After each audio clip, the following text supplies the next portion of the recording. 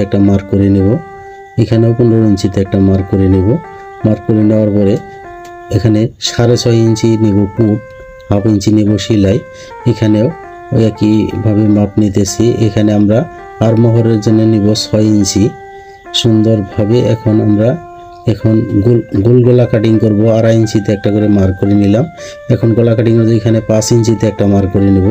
এখানে সুন্দরভাবে মার্ক করে নিয়ে এখন আমরা স্কেল দিয়ে সুন্দরভাবে এভাবে মার্কটা করে নেব। আমরা সুন্দরভাবে এভাবে আপনারা মার্ক করে নেবেন।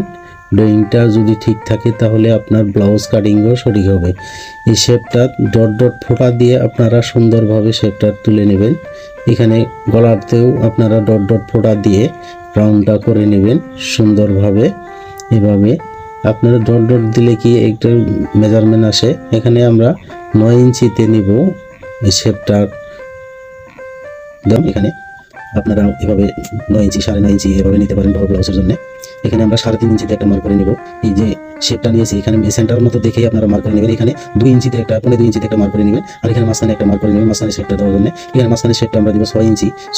প্রতিনিয়ত টেলারিং ভিডিও পেতে আমাকে ফলো করে রাখতে পারেন, যা কাজে লাগবে আপনার।